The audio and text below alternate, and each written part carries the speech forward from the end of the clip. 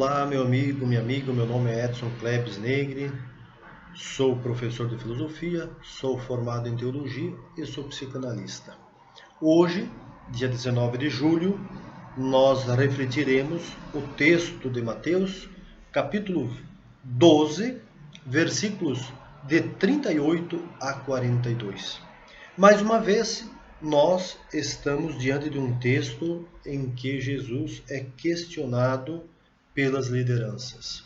Sabemos então que no tempo comum é este contato de Jesus, tanto juntamente com o povo quanto com as lideranças do período ou da época de Jesus. E é importante nós percebermos que nessa 16ª semana do tempo comum, nós vamos adentrando cada vez mais naquela dimensão teológica e no mesmo tempo religiosa e também cultural do povo de Israel. Mas é importante nós percebermos que todas as vezes em que Jesus ele vai levantar um questionamento, o questionamento que ele faz não é para o povo. O povo no sentido aqueles que seguem as lideranças muitas vezes sem perceber que estão sendo enganadas. É importante nós termos esta distinção. Porque quando dizia o povo e as lideranças, é porque literalmente as lideranças religiosas na época de Jesus, e como nós temos então aqui no texto, os mestres da lei e os fariseus, eles viviam separadas, essas lideranças viviam separadas do povo, porque eles acreditavam que o povo era impuro. O povo ele estava ausente de alguma compreensão, podemos dizer assim, dos textos sagrados, por isso que eles viviam na impureza, por isso que eles não viviam plenamente os ensinamentos da lei judaica ou as leis mosaicas. Então é importante nós percebermos que, num lado, nós temos um grupo pequeno, que são as lideranças, não são muitas lideranças, em comparação ao povo. O povo de Israel, ou o povo palestino, ele vivia sugado por essas lideranças e no mesmo tempo manipulados pelos mesmos. Então é importante nós percebermos aqui que Jesus nos evangelhos, até mesmo quando nós vamos encontrar lá, principalmente no final dos evangelhos, quando fala da prisão de Jesus, da condenação de Jesus, quem está fazendo toda aquela articulação, está fazendo toda aquela, podemos dizer assim, algazarra para que Jesus fosse crucificado, não é o povo de Israel, o povo palestino, mas sim é o grupo que se ocupou do poder e que não sai mais. Está num cargo, podemos dizer assim, vitalício. Enquanto eles viverem, eles vão passando de pais para filhos, de netos, bisnetos e assim por diante, e eles não saem do poder. Então é importante nós percebermos que o povo ele não grita, o povo ele não clama e no mesmo tempo ele não está pedindo a morte de Jesus. Seria uma contradição tremenda. Como que este povo, tão acolhido, tão humanizado pelo Jesus de Nazaré, agora o povo se volta contra Jesus. Até mesmo quando nos evangelhos nós encontramos as citações, quando o povo vai dizer crucifica-o, crucifica-o, não é o povo hebreu, o povo de Israel, o povo palestino, mas sim as autoridades. Porque eles tinham o poder, eles não precisavam do povo para dizer quem vai viver e quem vai morrer. Assim como Pilatos não precisaria levar Jesus, todo ele torturado, assim, desfigurado diante do povo, para pedir o aval se Jesus continuaria vivo ou se ele seria crucificado. Então é importante para nós adentrarmos esse espaço, para nós também entendermos e compreendermos o poder que as autoridades na época de Jesus tinham diante de uma vida. Eles podiam, sem dúvidas, prender Jesus como prenderam e crucificá-lo. Ninguém ia contra. Vejamos, se fosse assim, os próprios discípulos, e provavelmente não seriam somente os 12, ali no Getsemane, quando Jesus foi preso, provavelmente nós tínhamos os discípulos e as discípulas, ou seja, um grupo grande. Como que eles se omitiram então? diante da prisão de Jesus e deixaram que ele fosse preso. E no mesmo tempo as pessoas, entre aspas, aqui volto a dizer, então o povo, escolheu o Barrabás para ser solto e Jesus preso para ser crucificado. Não há como nós dizermos que Jesus havia sido rejeitado pelo seu povo. Quem o rejeita são as autoridades, que são poucas as autoridades que nós temos contato, temos conhecimento de que fizeram uma trajetória de vida e mudaram, ou seja, se tornaram pessoas seguidoras de Jesus, que é o caso do Nicodemos e também o José de Arimateia. São os únicos, talvez, que nós podemos dizer que vêm do grupo então dos fariseus e do grupo dos doutores da lei, ou são os escribas, que entenderam que na mensagem de Jesus realmente havia uma novidade, ali havia a boa notícia. Então nós vamos ler no dia de hoje este belo evangelho, muito profundo, cheio de detalhes, mas é isso que é interessante nós percebermos nos estudos de teologia. E o nosso propósito aqui, ele não é um propósito, podemos dizer assim, homilético. Homilético no sentido de homilia de celebração. Mas é nós adentrarmos, penetrarmos na antropologia, adentrarmos também na sociologia, tudo no campo da religião, é claro. Antropologia da religião, sociologia da religião, psicologia da religião, pedagogia da religião, filosofia da religião e a própria teologia, claro, que é ela que vai dar essa costura, podemos dizer assim, no texto ou nos textos. Por isso, então, que nós estamos diferenciando daquilo que nós ouvimos, ou vamos ouvindo, claro, nos domingos, nas celebrações. Ali é para nós alimentarmos a espiritualidade. Não que aqui não seja também, ou nós não podemos nos nutrir com espiritualidade. Podemos também, mas aqui nós estamos fazendo um estudo. E por isso que pode, sem dúvidas, mexer um pouco com a nossa estrutura mental daquilo que nós já havíamos estudado, ou havíamos lido, ou que já havíamos recebido de outras pessoas que falaram sobre o texto bíblico. No primeiro momento, até nós podemos ficar um pouco impressionados ou talvez até preocupados, mas eu vos digo que não vos preocupeis. Por quê? Porque estudar teologia tem tudo a ver com aquilo que nós vamos ver no texto de hoje. Quando os fariseus e os doutores da lei perguntam para Jesus, veja, um sinal para que eles pudessem acreditar em Jesus. Às vezes, meus amigos e amigas, nós fazemos também a mesma coisa. Nós queremos que Deus ou Jesus mostre para nós um sinal. E quando nós falamos alguma coisa diferente daquilo que está, muitas vezes, dentro podemos dizer assim, do cabedal de literatura, do campo da teologia, que escapa, ou seja, que é um pouco diferente, nós podemos até contestar. Porque nós queremos que tudo aquilo que está na Bíblia aconteceu do jeito que está ali. Olha a nossa fé. O livro, meus amigos e amigas, o livro da Bíblia, que dentro da teologia, ou dentro, melhor dizendo, da fé cristã, vê como um livro sagrado, ele não fecha Deus. Lembremos que Deus, ele não está preso na Bíblia. A Bíblia é fruto da experiência humana com Deus. O primeiro livro escrito não é a Bíblia. Não adianta nós lermos a Bíblia, adorarmos a Bíblia, fazermos com que a Bíblia seja então nosso livro de cabeceira de cama e idolatrarmos a Bíblia e, por incrível que pareça, não fazermos nada pela vida humana. O primeiro livro a ser escrito e aonde é a morada divina para a fé cristã, aonde que é? Não é a Bíblia, é a vida.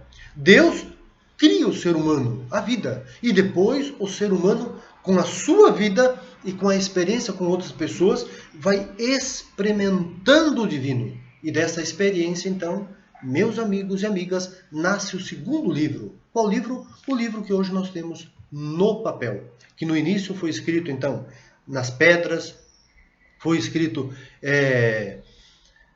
em pergaminhos, que são os couros de cordeiros, de ovelha, e depois foi escrito no pergaminho na questão das folhas da palmeira do pergaminho. E aonde nós temos alguns assim escritos, né, alguns mosaicos que eu digo de serem bastante antigos, bastante primitivos, mas que foram guardados até sair a folha como nós temos hoje. Então é importante que nós tenhamos essa leitura e essa compreensão. Aí nós vamos entendendo melhor, antes de tudo, a vida, depois a palavra. A palavra, ela é fruto da nossa inspiração. Hoje, por mais que nós busquemos na Bíblia nos espelhar, tirar dali esperança, motivação, claro, é importante, mas não vamos esquecer, a vida é a primeira obra-prima escrita pelas mãos divina segundo a teologia cristã. É importante, então, que nós tenhamos esse olhar para que nós compreendamos melhor a nossa fé. E nenhum sinal é capaz de dizer e demonstrar, podemos dizer assim, a presença divina. Por quê? Porque senão nós seríamos os mesmos seguidores de quem? Dos fariseus e dos doutores da lei. Não é um sinal que vai dizer se é Deus ou não é Deus que está se manifestando, porque Deus, ele é por si só. Jesus, por exemplo, ele não precisa fazer nenhum sinal para os escribas ou para os doutores da lei, para os fariseus. Por quê? Porque Jesus é um sinal. A sua vida é um sinal. Então temos que buscar entender e compreender que esse sinal ele está na vida de Jesus. E o que Jesus faz enquanto ser humano, enquanto humano que partilha com as pessoas a bondade, a misericórdia, a compaixão. É por ali que nós vamos vendo e percebendo como que Jesus atua e como que ele vive e vai vivificando a vida humana. Então o texto de hoje é Mateus, capítulo 12, versículos 38 a 42. Naquele tempo, alguns mestres da lei e fariseus disseram a Jesus: Mestre, queremos ver um sinal realizado por ti. Jesus respondeu-lhes: Uma geração má e adúltera busca um sinal, mas nenhum sinal lhe será dado, a não ser o sinal do profeta Jonas. Com efeito, assim como Jonas esteve 3 dias e 3 noites no ventre da baleia, assim também o Filho do Homem estará 3 dias e 3 noites no seio da terra. No dia do juízo, os habitantes de Nínive se levantarão contra essa geração e a condenarão, porque se converteram diante da pregação de Jonas. E aqui está quem é maior do que Jonas. No dia do juízo, a rainha do sul se levantará contra essa geração e a condenará, porque veio dos confins da terra para ouvir a sabedoria de Salomão. E aqui está quem é maior do que Salomão. Palavra da salvação. Meus amigos e amigas, vejamos como que é profundo o texto de hoje. Jesus começa falando então para os mestres da lei quando eles perguntam um sinal. Nós temos aqui 4 vezes a palavra sinal se repetindo. E assim nós encontramos 4 vezes a palavra Jonas. Por quê?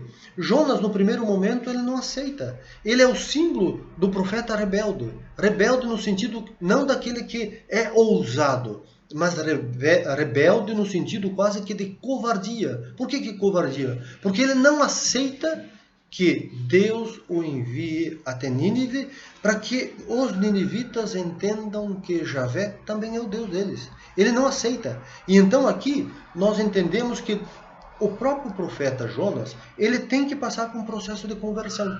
Não é que ele tem que levar a conversão, ou seja, mudança de perspectiva, de mentalidade, ou de ser para os ninivitas. É o próprio profeta que tem que fazer esse processo também de transformação pessoal. Se ele quiser anunciar a mensagem de Javé, já que a palavra Javé no hebraico quer dizer Deus conosco, ele também tem que vivenciar, experimentar esse Deus que está consigo mesmo, ou seja, está com ele, e ele tem que partilhar com os outros. E depois que ele passa por esse processo de mudança, de transformação, de conversão, que usa essa expressão, ele passa então a ser o profeta da misericórdia. E aqui um detalhe, o Jonas é um profeta da misericórdia. Jesus, olha que interessante, ele não vai falar da misericórdia. Também, podemos dizer assim, também ele vai falar, sem dúvidas, da misericórdia. Mas Jesus tem um detalhe, ele é a própria misericórdia. Então ele é mais do que o próprio Jonas. O Jonas fala da misericórdia, Jesus é a própria misericórdia. E aí nós vamos ver que, assim como o texto matiano da comunidade de Mateus, nós vamos encontrar o próprio Jonas que encontra-se dentro do seio ou dentro do ventre, podemos dizer assim, que o texto utiliza, da baleia ou do grande peixe, por onde passará 3 dias e 3 noites, ou 3 noites e 3 dias, simboliza a morte. Todas as vezes em que nós encontramos algum tipo de confronto no Antigo Testamento, de dificuldade, veja, o grande peixe que engole, nós podemos aqui associar com a questão da morte. Porque o dia simboliza a vida nova. E aí essa alusão que quem escreve o Evangelho fará. Jesus também passará 3 noites e 3 dias no seio da terra. Ou seja, as noites simbolizam a morte de Jesus e os dias a ressurreição. Para dizer que chegaria um momento em que Jesus também estaria colocado no túmulo, ou seja, na morte. Ele estaria morto, mas depois de 3 dias, então, viria o quê? A ressurreição. E é importante nós percebermos esse detalhe para nós compreendermos que os que escrevem o Evangelho, eles estão em conexão com o Antigo Testamento. Eles fazem essa alusão. E no mesmo tempo, nós percebemos que agora não é mais preciso fazer essa alusão, porque Jesus é a concretização daquilo que os próprios profetas falaram. E é importante nós percebermos que, quando até mesmo Jonas esperava que Deus fosse condenar os ninivitas, Deus não os condena. Deus os perdoa. Deus os ama. E então, meus amigos e amigas, Jesus também é mais do que Jonas por isso. Porque ele não quer a maldição, não quer a punição para os ninivitas, mas sim ele quer a compreensão, ele quer o perdão, ele é a misericórdia, porque ele é o perdão, ele é o amor, ele é a misericórdia. E assim como ele fez com o povo de Ninivita, ele fará com o seu próprio povo. Como eu dizia, Jesus não vai pedir e nunca pede para que a conversão seja do povo. É interessante nós percebermos isso. Todas as vezes no Evangelho ou nos Evangelhos em que Jesus vai falar de conversão, não é para o povo, mas sim para as lideranças. Porque são as lideranças que acham que sabem, como já comentei em outros vídeos, mas no fundo, não percebe que Jesus é o sinal divino feito humano. E se eles não perceberem a presença divina em Jesus, eles não vão perceber nenhum outro sinal. E depois, quem quiser ler, conhecer um pouco mais sobre essa questão de sinais, nós podemos ler o livro, por exemplo, de João, o Evangelho de João. Do capítulo 2, ou dos capítulos, desde 2 até o 11, nós encontraremos 7 sinais, para dizer que Jesus é o sinal pleno, ou seja, está sempre realizando coisas interessantes, coisas boas para as pessoas, de acordo às necessidades de cada um e de cada uma. Então, meus amigos e amigas, é importante que percebamos que o nosso Deus, o Deus de Jesus, é o Deus da bondade, do amor, da misericórdia para todos e a todas. Que Deus nos abençoe e ilumine. Um abraço a todos. Até a próxima.